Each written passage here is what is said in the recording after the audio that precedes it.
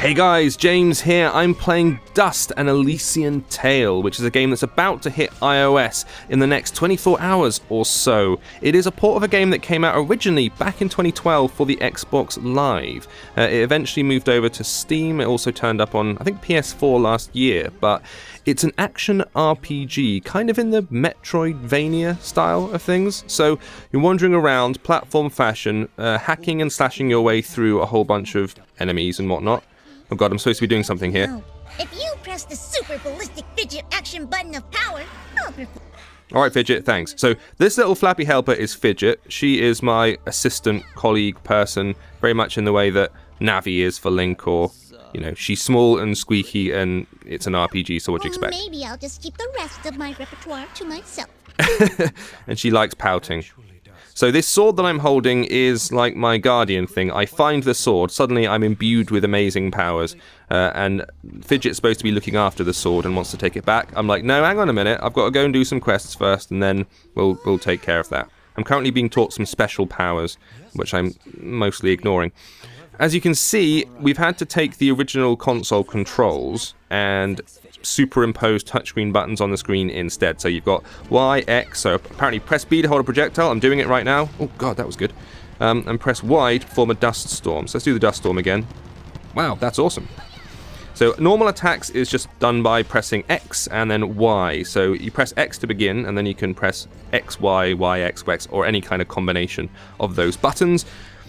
Important thing to note, it's bloody gorgeous, look at it, such a good looking game. It was like massively praised at the time for its excellent visuals, pretty much done entirely by one guy apparently. This is like a lone developer what done it, according to the documentation, and impressive if that is the case.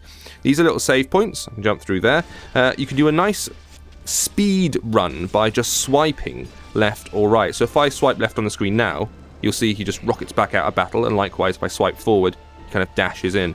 That's quite nice. That's quite a nice way of avoiding using a separate run button. It feels okay.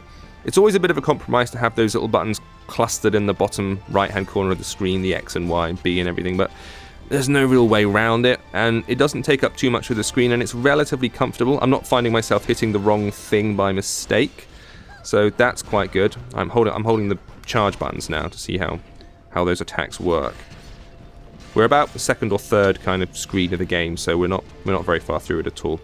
I can heal myself. You'll see there's energy bars in the top left-hand corner. That little chicken thing, that is placed in a quick slot, so I can tap that and I can heal myself real quick. If I go into the menu, however, there's that satchel that's in the top right.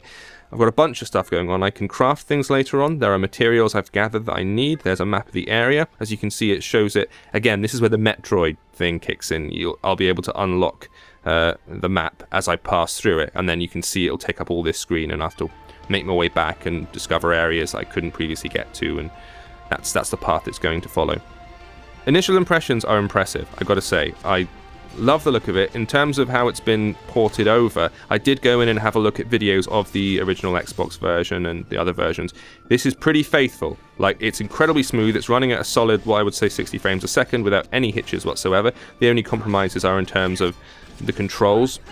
Oh, nice. You do some good juggle combos. If you press X and then Y, the Y is kind of a vertical attack, so he'll shoot up and start doing some mad combos in the air like that. Let's do that power-up thing. I like that.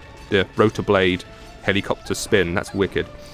And then there's that dust raining thing too. Pushing through to the end, there we go. Yeah, this is something I immediately want to play more of, because look at the animation on all of this. The character design is just lovely, and this little flappy squirrel, fox, bat thing is kind of adorable. I don't know if she'll start to become really irritating after a while with the squeaky voice, but it's way cute, and you cannot deny those visuals. That's something to behold. So it's going to be coming out on Wednesday night, Thursday morning on iOS. We do not have a price point yet, but we are going to inform you of one very, very soon, so keep your eyes on the site, and obviously reviews will be going up quickly afterwards. So see if this port lives up to the original. Dust: An Elysian Tail. Thank you for watching.